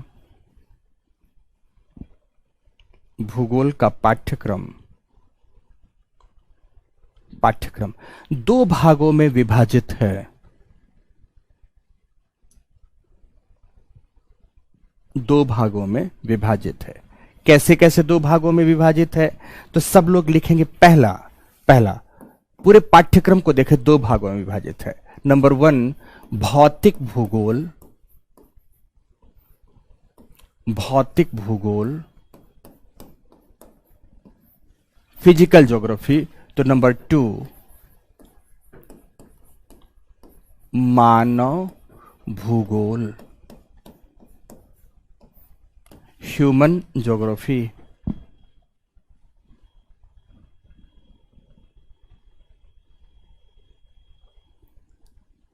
भौतिक भूगोल एवं मानव भूगोल।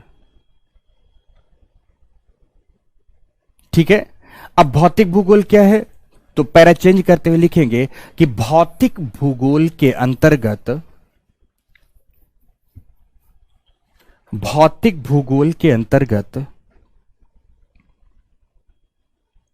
अंतर्गत हमें भूगोल के निम्नलिखित खंडों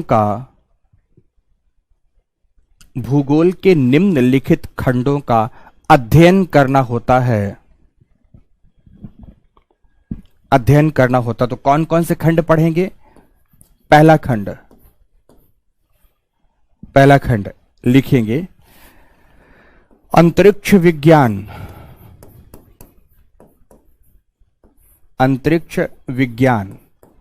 जिसमें आप ब्रह्मांड की जानकारी प्राप्त करते हैं,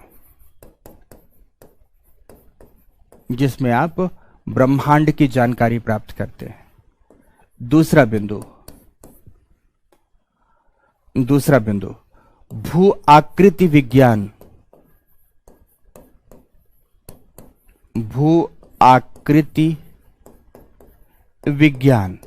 जिसमें आप महाद्वीप, महासागर आदि पढ़ते हैं, है ना। महाद्वीपों के बारे में पढ़ेंगे, महासागर के बारे में पढ़ेंगे, और इसी महाद्वीप में बेसिकली पर्वत हैं, पठार हैं, मैदान हैं, इन सब तत्वों का अध्ययन किया जाता है, भूआकृति विज्ञान। तो तीसरे नंबर पर समुद्र विज्ञान का अध्ययन करते हैं। इसे एक अलग सेक्शन ही बना देते हैं, समुद्र विज्ञान। स्पेस साइंस है, जियोमॉर्फोलॉजी है, ओशियनोग्राफी है, सागर के बारे में सारी जानकारियां, समुद्र क्या है, सागर महासागर के बीच अंतर क्या है, तो महासागर के तली की आकृति कैसी है, महासागरी जल का तापमान, लवणता, महासागरी जल में तरंगे, धाराएं, ज्वार भाटा, प्रवाल भित्तियां तथा संसाधन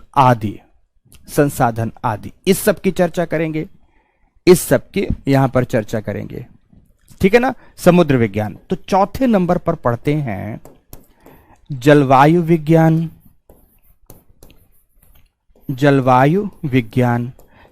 विज्ञान के अंतर्गत मौसम क्या है, जलवायु क्या है, वायुमंडल क्या है, जलवायु एवं मौसम के विभिन्न घटक कौन कौन से हैं, इन तमाम बातों का अध्ययन करेंगे। लिखते जाएंगे एक एक करके।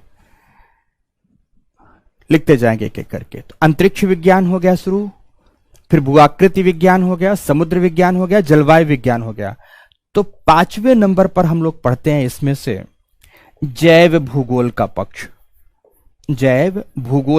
पढ़ते हैं। जैव भूगोल में जो मुख्य रूप से पढ़े जाने वाला खंड है वो होता है यहां पर मृदा एवं बायोम या जीवोम। मृदा एवं बायोम का अध्ययन करते हैं। बायोम यहां छोड़ भी देते हैं, तो बेसिकली फिर बायोम के खंड को इन्वायरमेंटल ज्योग्राफी के अंतर्गत पढ़ते हैं।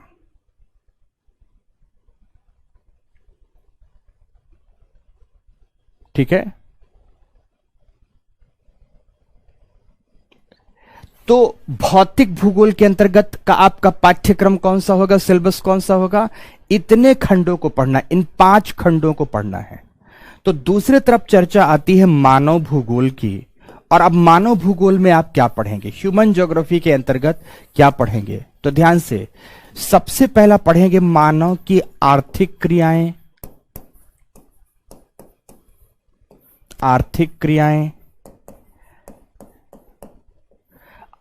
क्रियाओं के अंतर्गत क्या क्या पढ़ते हो, कृषि, तो कृषि भूगोल हो जाएगा।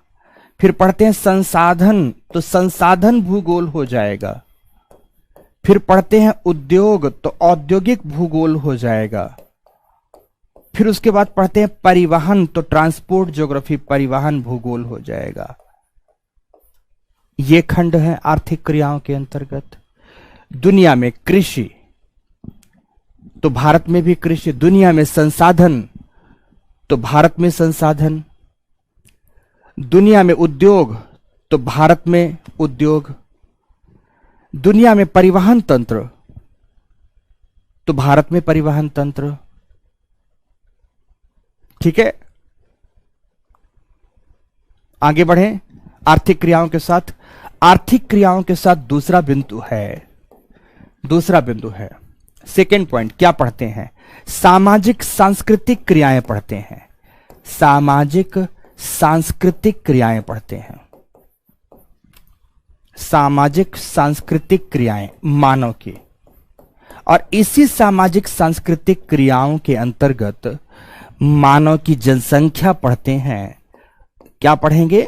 मानव जनसंख्या का अध्ययन करेंगे, मानव के अधिवास का अध्ययन करेंगे, सेटलमेंट जिसे आप कहते हैं। और मानव के अधिवास के साथ साथ यहां पर मानव जनसंख्या एक टॉपिक आता है, मानव जनसंख्या का प्रवास। तो प्रवास का अध्ययन करते हैं।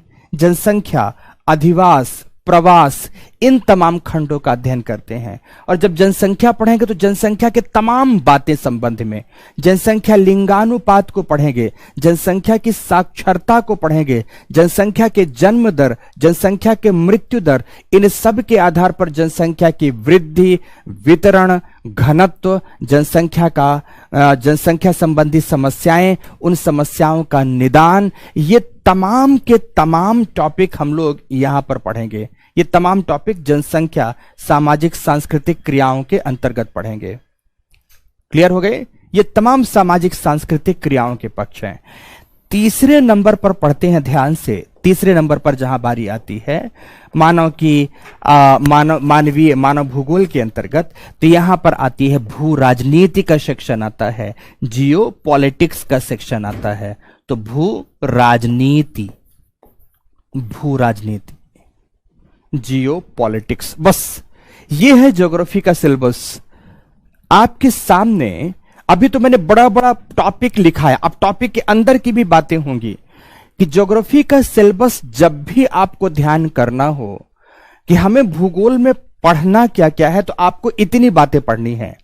सर्वप्रथम भूगोल को दो भागों में बांट देंगे।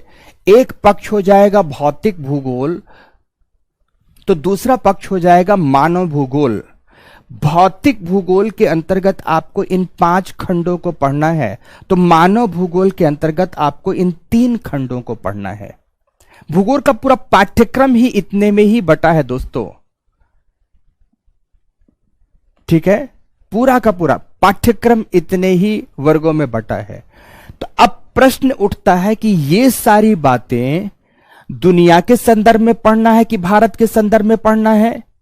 सुना होगा आपने कि भूगोल 2 भागों में बटा, एक विश्व के भूगोल में, एक एक भारत के भूगोल में।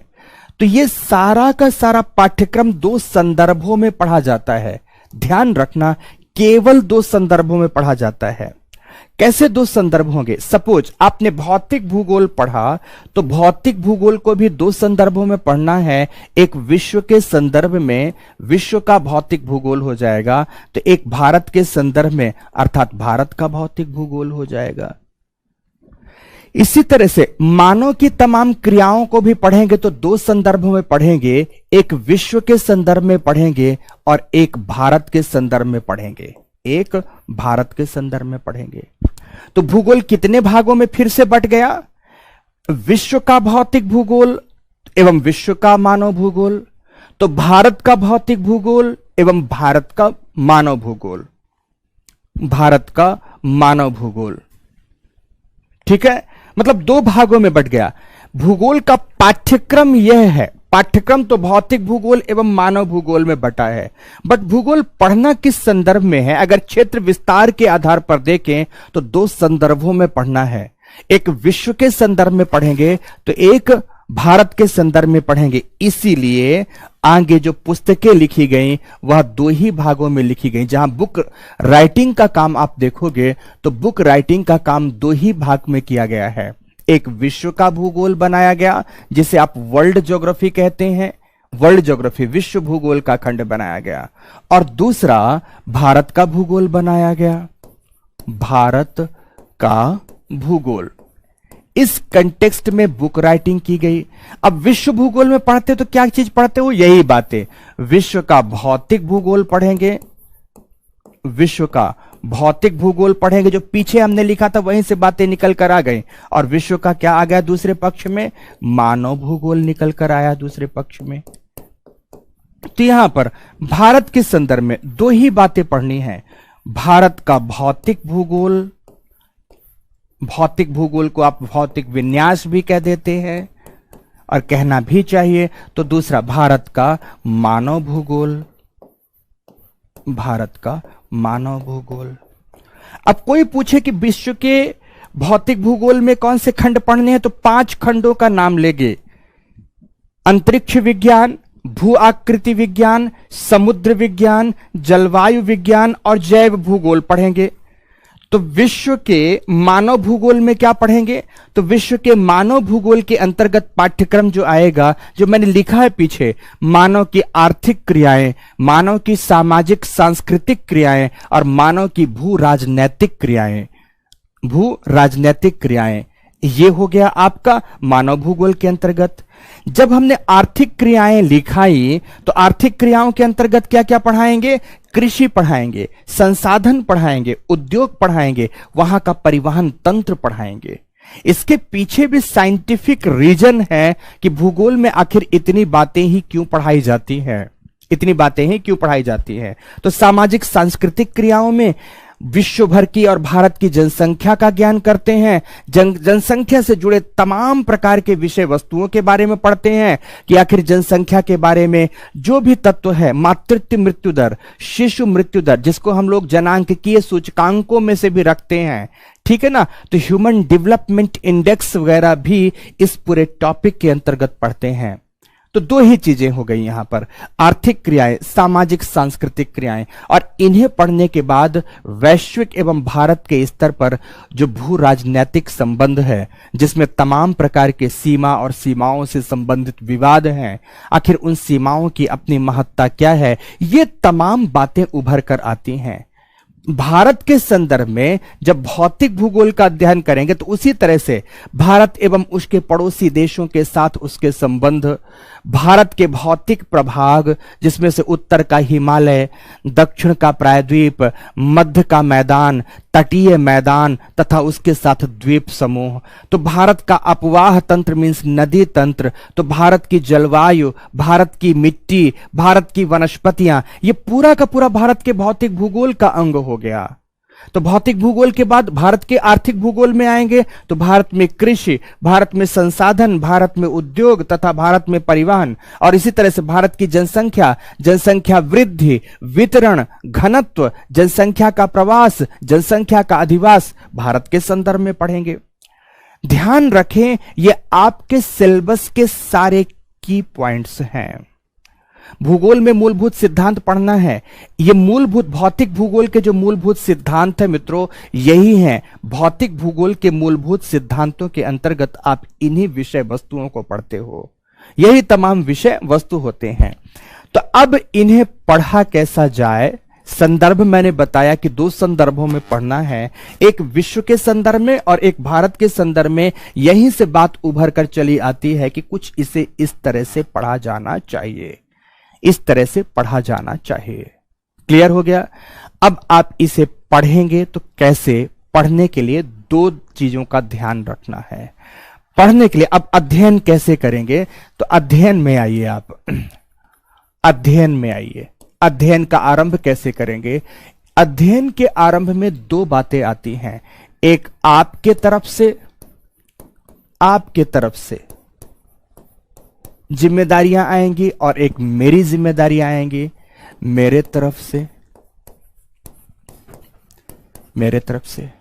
आपकी तरफ से क्या करना है, अपेक्षा की जाती है, ध्यान रखें, आपसे अपेक्षा है, और कम से कम यूपीएससी की प्रिपरेशन करने वाले विद्यार्थियों से कुछ अपेक्षाएं तो होती ही हैं कि आप कम से कम एटलीस्ट इतना करेंगे। क्या करेंगे, आप यहां पर अपने पढ़ने के लिए कुछ बेसिक रेफरेंस या टेक्स्ट बुक लिखें, सभी के सभी, सभी के सभी। प्रवास का मतलब माइग्रेशन और अधिवास का मतलब सेटलमेंट। तृप्ति, आपने जो पूछा है, प्रवास का मतलब माइग्रेशन, पॉपुलेशन माइग्रेट करती है, और अधिवास का मतलब होता है बस्तियां, जो मानव की बस्तियां पाई जाती हैं, नगरीय बस्तियां हैं, ग्रामीण बस्तियां हैं, ये सब अधिवास के अंतर्गत आता है। ठीक है। अब आपकी तरफ से क्या करना, तो सबसे पहला आप शुरुआत करेंगे अपने अध्ययन में यहां पर इसे आप रेफरेंस बुक्स भी डाल सकते हैं। आपको जो भी चीजें पढ़नी है, रेफरेंस बुक्स, कौन कौन सी किताबें पढ़नी है आपको, फिर मैं क्या कराऊंगा, उधर तो आप आएंगे ही, उधर तो आप आएंगे ही। यूपीएससी ने क्या सिलेबस दिया है उसका मैं पीडीएफ भी प्रॉपर आपको अवेलेबल करवाऊंगा। यूपीएससी के सिलेबस का पीडीएफ भी आपको पूरा अवेलेबल करवाऊंगा A to Z, ताकि आपको वो भी चीजें समझ में आ जाए। यूपीएससी ने इसी सिलेबस को किस तरह से दिखाया हुआ है। बढ़े आगे। रेफरेंस बुक्स, रेफरेंस बुक्स में सबसे पहले आपको पढ़नी है एनसीईआरटी क्लास, ध्यान से 3 कक्षाओं की, 6th की पढ़नी है, 7th की पढ़नी है और 8th की पढ़नी है। ये तीनों एनसीईआरटी पढ़नी है, ओल्ड पुरानी वाली पढ़नी है, जिनका नाम होगा देश एवं उनके निवासी। अब कई बच्चे पूछेंगे सर ये कहां मिलेंगी, ये कहां मिलेंगी, ये जिम्मेदारी तो मेरी नहीं है, नेट में देख लेना। अमेजन दे रहा होगा, फ्लिपकार्ट दे रहा होगा। ओल्ड एनसीईआरटी वर्जन है, न्यू एनसीईआरटी वर्जन नहीं है।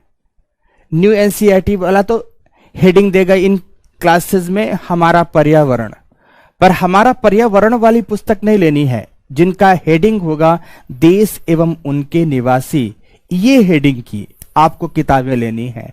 जो 6th क्लास में आएगी, 6th क्लास में उसका भी हेडिंग यही होगा, बट वो पार्ट 1 करके आती है। 7th क्लास में होगी, उसकी भी हेडिंग यही है, बट वो पार्ट 2 करके आती है। जो 8th क्लास में आती है उसकी भी हेडिंग यही है, बट पार्ट 3 करके आती है। देश एवं उनके निवासी पार्ट 1, पार्ट 2, पार्ट 3 ये करके आती हैं।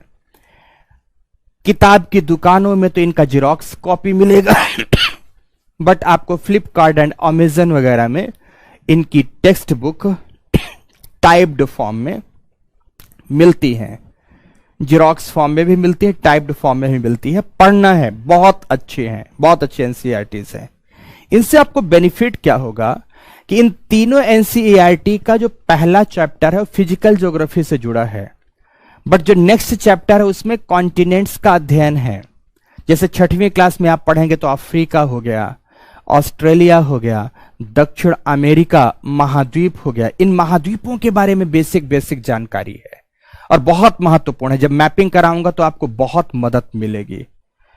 उत्तर फिर 7th क्लास की हो गई तो उसमें उत्तर अमेरिका हो गया और यूरोप हो गया, इसकी जानकारियां मिलेंगी। 8th क्लास में एशिया की जानकारी मिलेंगी।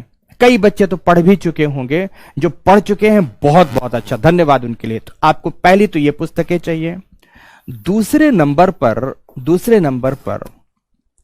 11वीं 12वीं में पहुंचना है, 9वीं 10वीं में नहीं, 9th 10th में नहीं। दूसरे नंबर पर 11वीं 12वीं की या कि आप एनसीईआरटी ले सकते हैं, या कि उसके जगह पर एक मैं और ऑप्शन देता हूं, ध्यान रखें। एनसीईआरटी जो 11वीं 12वीं की है, अगर आपने 11वीं 12वीं की एनसीईआरटी पढ़ी है या आपके पास उपलब्ध है तो बहुत अच्छा है। उपलब्ध नहीं है तो उनके स्थान पर आप क्या करेंगे, सरस्वती पब्लिकेशन में DR खुल्लर महोदय की किताबें आती हैं। इनकी किताब को मैं क्यों बताता हूं, क्योंकि ये यूपीएससी में एक समय पर प्रॉपर मेंबर रह चुके हैं, भारत के बहुत प्रतिष्ठित प्रोफेसर हैं ये। DR खुल्लर महोदय की 2 कक्षाओं के लेकर किताब आती है। एक क्लास 11th को लेकर आती है, और एक क्लास 12th को लेकर आती है। एनसीईआरटी जैसे 11th 12th की आती है तो यहीं पर इन्हीं के स्थान पर DR खुल्लर की किताबें आती हैं, और इसका पब्लिकेशन है सरस्वती पब्लिकेशन। तो सरस्वती पब्लिकेशन होने के कारण इनका नाम इन्होंने दिया है सरस्वती भूगोल क्लास 11वीं और क्लास 12वीं पूरी तरह से एनसीईआरटी बेस्ड है। ये टेक्स्ट बुक है, गाइड नहीं है। आप इनने बहुत अच्छी भाषा के प्रयोग के साथ अपनी ये दोनों टेक्स्ट बुक लिखी है। अगर इनको आप पढ़ लेते हो इन तीन के साथ साथ, ये तीन तो बहुत पतली पतली बच्चों की किताबें हैं, आप 2-2 दिन में पढ़ डालोगे। इन तीनों को आप 2-2 दिन में पढ़ डालोगे। आफ्टर दैट इनको पढ़ने में थोड़ा सा समय लगेगा, 10-10 दिन लग जाएगा, तो पढ़ डालिएगा आराम से। 15-15 दिन लग जाएगा, तब भी आराम से पढ़ डालिएगा। तो ये दोनों किताबें ले लेंगे तो इनकी भाषा बहुत अच्छी है। एनसीईआरटी नई की प्रॉब्लम क्या है, ध्यान रखना, 11वीं 12वीं की जो एनसीईआरटी पढ़नी है वो न्यू पढ़नी है, ओल्ड नहीं पढ़नी है। न्यू एनसीईआरटी पढ़नी है, पर न्यू एनसीईआरटी की प्रॉब्लम क्या है, वो ट्रांसलेटेड वर्जन है। बेसिकली ओरिजिनल जो 11वीं 12वीं की एनसीईआरटी बुक है वो इंग्लिश में लिखी गई है, उसी का ट्रांसलेशन करा दिया गया है हिंदी मीडियम में। तो ट्रांसलेशन बड़ा ही कठिन हो गया है, ट्रांसलेशन बड़ा ही कठिन हो गया है। और ट्रांसलेशन की कठिनाई की वजह से इन्हें पढ़ना बच्चों को भी मुश्किल हो गया। तो उसकी जगह पर आप ऐसा करिए, डीआर खुल्लर की किताबें ले लीजिए, और खूब उपलब्ध है अमेजन में, फ्लिपकार्ट में, हर जगह उपलब्ध है, हर जगह उपलब्ध है। अगर एनसीईआरटी तब फिर इनको लेने की जरूरत नहीं है, बार बार समझा देता हूं, डेली नहीं समझाऊंगा, बट नहीं है तब फिर इसकी जरूरत है,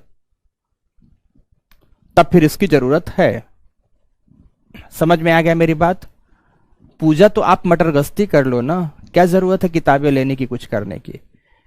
पूजा आप पूरी मटर गश्ती कर लो, ज्योग्राफी बस नहीं पढ़नी है, जो पढ़ना वो पढ़ लो ना। मैं कौन सा आपके घर जाके आपसे हाथ जोड़कर विनम्र निवेदन करता हूं, बेहूदगियां यहां बिल्कुल बर्दाश्त नहीं होती हैं।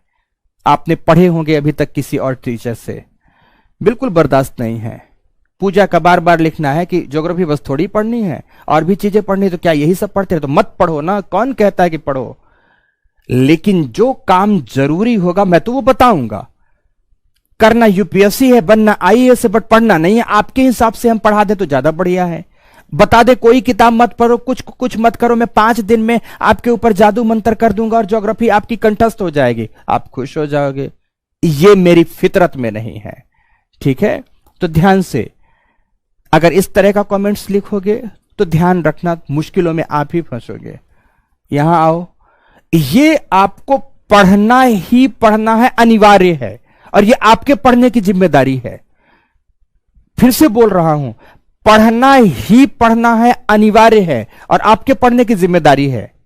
क्लियर? इतना आप पढ़ लिए, इतना आप पढ़ेंगे तो साथ में आपको एक एटलस की जरूरत लगेगी।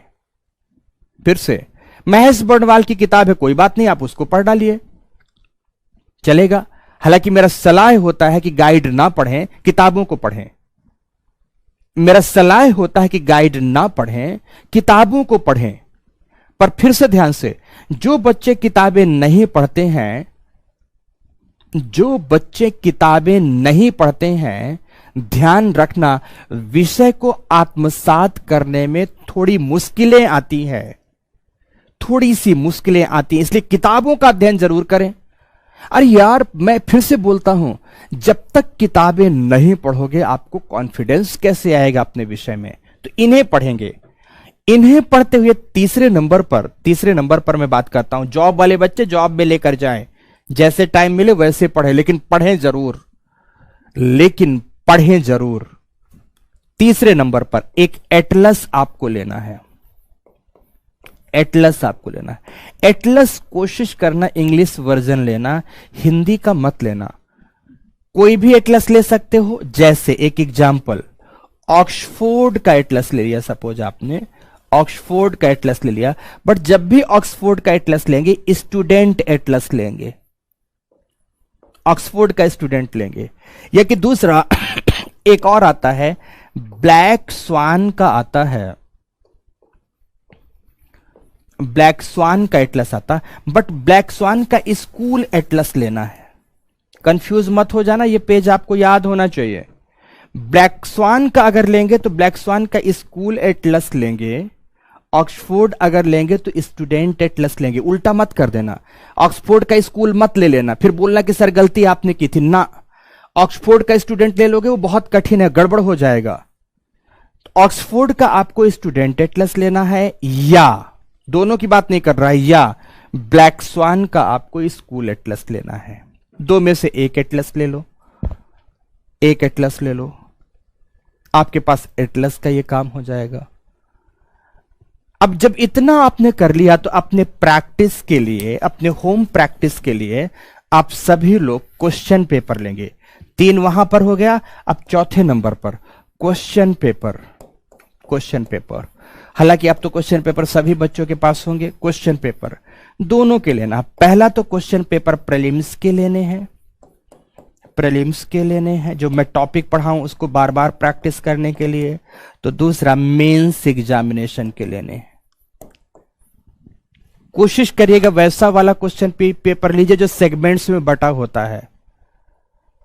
जैसे अभी तक के पूछे गए ज्योग्राफी के क्वेश्चन का सेगमेंट बटा हो, अभी तक के पूछे गए पॉलिटी, हिस्ट्री, तमाम सेक्शंस अलग अलग बटे हों।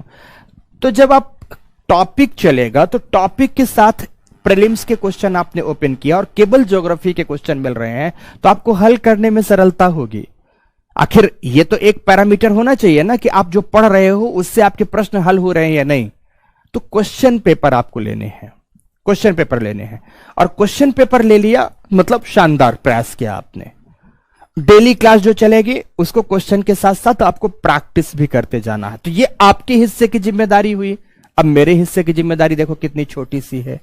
मैं अपने हिस्से की जिम्मेदारी को देखो कितना छोटा करता हूं, जो आपसे कहीं बहुत ज्यादा बड़ी है। मुझे संपूर्णता से पढ़ाना है। कैसे पढ़ाना है? संपूर्णता से पढ़ाना है, यह मेरी जिम्मेदारी है। इस संपूर्णता का मतलब क्या है कि ज्योग्राफी को ईच एंड एवरी डायमेंशन से पढ़ाऊंगा, बेस से लेकर टॉप तक पढ़ाऊंगा। बट आपको पता है कि आपका जो प्रहार बैच है थोड़ा सा फास्ट है, इसका ट्रैक थोड़ा सा फास्ट है, क्योंकि 2023 के लिए इसे फिनिश भी करना है। इसलिए अगर आपने इस बेसिक स्टडी को किया तो यहां आपको समझ ज्यादा रहेगी। अगर आपने इस बेसिक स्टडी में मटर गश्तियां कर दी तो यहां आपकी समझ कम हो जाएगी। फिर से, मैं ऐसा शिक्षक नहीं हूं कि वो टॉपिक पढ़ाऊं या वैसा वैसा पढ़ाऊं जो विद्यार्थियों को बड़ा रुचिकर लगे और कठिन टॉपिक को साइड बाय साइड करता जाऊं। मुझे ईच एंड एवरी टॉपिक पढ़ाने हैं, चाहे आपके लिए रुचिकर हो या ना हो। अगर आपने बेसिक्स पढ़े हैं तो निश्चित रूप से आपको विषय बढ़िया से समझ में आएगा। अगर आपने बेसिक्स नहीं पढ़े हैं तो विषय आपको कठिनाई में लगेगा। इसलिए सरल लगे इसके प्रयास शुरू कर दीजिए। आप सरल लगे इसके प्रयास शुरू कर दें आप। मैंने नोटिस किया है मार्केट में शिक्षक लोग क्या करते हैं, शुरू ही करते हैं जहां से सरलता लगे, कठिनाई तक जाते जाते सरपास करने लगते हैं। लेकिन ध्यान रखना, जिस गति से पहले दिन बात कर रहा हूं इसी गति के साथ अंतिम दिन तक विषय के सिलेबस के लास्ट की समाप्ति के दिन तक मैं ऐसे ही आपसे बात करता रहता इसीलिए कभी नजरें मिलाने में मुझे गुरेज या परहेज नहीं रहता। तो यहां ये देखो, ये आपके सिलेबस में, ये आपसे अपेक्षा मैं करता हूं कि ये पढ़ोगे। इन्हें 2-2 दिन में कंप्लीट करना है, 3-3 दिन में। याद हो या ना हो इसे जरूरी नहीं है, बट पढ़ना है एटलीस्ट 2-2 दिन 3-3 दिन में। सपोज आपने 10 दिन में इन्हें पूरा कर लिया तीनों को, आफ्टर दैट इन्हें थोड़ा सा आराम से पढ़ना है। माजिद हुसैन की बुक है कुछ बच्चों के पास, कुछ बच्चों के पास और कोई बुक है। कोशिश करें आप इनको ले लें, गाइड ना पढ़ें तो ज्यादा अच्छा रहेगा, क्योंकि थोड़ा सा एक बड़े गजब के अरमान पाल कर आए हो मित्रों। भारत के एक, जिसको कहते हैं ना कि सबसे कठिन और सबसे बड़ी प्रेस्टिजियस जॉब को पाने के उद्देश्य को सजोकर यहां पर आए हो। इसलिए यहां कुछ यही करना है कि आप बेहतर तरीके से खुद भी पढ़ें और मेरे साथ साथ पढ़ें, मेरे साथ साथ पढ़ें। तो ये काम आप करेंगे तो आपके लिए रेफरेंस बुक्स भी हो गई। देखो ध्यान से, पहले मैंने सिलेबस आपको समझा दिया कि सिलेबस का आपका पक्ष इतना है, ये सिलेबस है। सिलेबस को दो संदर्भों में पढ़ना है, विश्व और भारत के संदर्भ में। तो कहां से पढ़ा जाना चाहिए? एक तो आप पढ़ेंगे तो आपको यहां से पढ़ना है, मुझे पढ़ाना है तो मैं संपूर्णता से वैसे भी पढ़ाऊंगा। जितनी बात पढ़ाऊंगा, मेरे मुख से जितने शब्द निकलेंगे, हर एक शब्द आपको कॉपी में नोट डाउन भी कराऊंगा, जिससे लास्ट में आपके पास एक राइटअप भी पूरा का पूरा हो, एक पूरा अपना हैंड राइटिंग राइटअप हो। कुछ बच्चे तो उसके भरोसे बैठे रहते हैं जो यहां से लिखकर आपके लिए जाता है, ठीक है, उसके भरोसे बैठे रहो, लेकिन मैं आपको एक बात सुझाव अपनी तरफ से जरूर देना चाहूंगा। अरे अपने लिखने पर भरोसा रखना, अपने से maps, charts, diagrams, flow charts, tables, ये सब डेवलप करना मेरे साथ साथ, क्योंकि ज्योग्राफी में ग्राफिक्स का बहुत बड़ा योगदान होता है और उस ग्राफिक्स को आपको मेरे साथ साथ पढ़ना है, मेरे साथ साथ पढ़ना है। और क्लास के साथ ही मैं कोशिश करूंगा वो सब आपका डेवलप हो जाए धीरे धीरे। प्रयास करेंगे तो सब कुछ डेवलप हो जाएगा, प्रयास नहीं करेंगे तो मुश्किल आपकी होती है, मुश्किल आपकी होती है। आप अपने तरीके से आप चीजों को ले सकते हैं। तो इसमें आपके लिए ये तमाम प्रकार के रेफरेंस बुक्स हो गई। अब मैं इस पूरे सिलेबस को पढ़ाना कल से शुरू करूंगा, बेस से लेकर टॉप तक पढ़ाऊंगा, और जो सिलेबस का पहला विषय वस्तु होगा वह होगा ओशियनोग्राफी। क्या होगा मित्रों? ओशियनोग्राफी। हम यहां से पढ़ना शुरू करेंगे। आपके सामने सिलेबस पूरा लिखा है, आप देख पा रहे हो। पहले दिन से लेकर लास्ट दिन तक आप इसे मैच करते रहना कि कुछ छूटा तो नहीं है, जिसे आप कहते हैं समुद्र विज्ञान। यहां से पढ़ना शुरू करेंगे। समुद्र विज्ञान हमारा पहला टॉपिक होगा, क्योंकि समुद्र से ही, समुद्रों की उत्पत्ति से ही पृथ्वी पर जीवन की उत्पत्ति हुई है। इसलिए कहानी की शुरुआत हम यहां से करेंगे। पृथ्वी पर सबसे पहले जीवन का उद्भव एवं विकास करेंगे, तब जाकर अन्य खंडों का अध्यापन कार्य मेरे द्वारा कराया जाएगा। ओके, ये अपना तौर तरीका होगा। इस तौर तरीके को कल से आपको फॉलो करना होगा। ध्यान रखें, कल से आपकी क्लास 8:30 बजे 8:30 मॉर्निंग स्टार्ट होगी। 1.5 घंटे की कक्षा अभी लगभग एक आध हफ्ते की रहेगी। बस आज इतना ही कहना था। आपकी साथ कुछ खट्टी मीठी यादों को लेकर मैं भी जा रहा हूं, आप तो जा ही रहे हैं। विदा लेते हैं आज, मिलेंगे कल अपने 8:30 एक्यूरेट समय पर। सभी उपस्थित हों। लूसेंट पढ़ना है या नहीं, ये सब गाइड अभी कुछ भी नहीं पढ़नी है। कुछ बच्चे ने पूछा मैकमेहन लाइन क्या है, तो क्या आज ही ये सब बात बता दें? जब टॉपिक आएगा तब भी बताएंगे। प्रश्नों का अपना अनुशासन होता है, प्रश्न कब, कौन सा, कहां पूछा जाए, इतनी तो बेसिक समझ बच्चों में भी होनी चाहिए। ये हम भी अपेक्षा करते हैं। आप शिशु पाठशाला में नहीं हो कि आप कुछ भी कभी भी कहीं भी पूछोगे, नहीं, टॉपिक के साथ टॉपिक की डिमांड को पूछोगे, ताकि बाकी बच्चों के लिए क्लास हाईजैक्ड ना लगे। हम तो कहीं से भी कोई भी बात का जवाब दे सकते हैं, पर दूसरा बच्चा जो टॉपिक पढ़ रहा होता तो ऐसा लगता है कि अब उसके प्रश्नों के जवाब में मेरा लॉस होने लगा है। तो इस तरह से हम लोग इसका भी ध्यान रखते हैं कि किसी भी बच्चे का किसी तरह का कोई भी नुकसान ना हो। धन्यवाद मित्रों, मुस्कुराते हुए विदा लीजिए। मिलते हैं कल। बहुत बहुत धन्यवाद।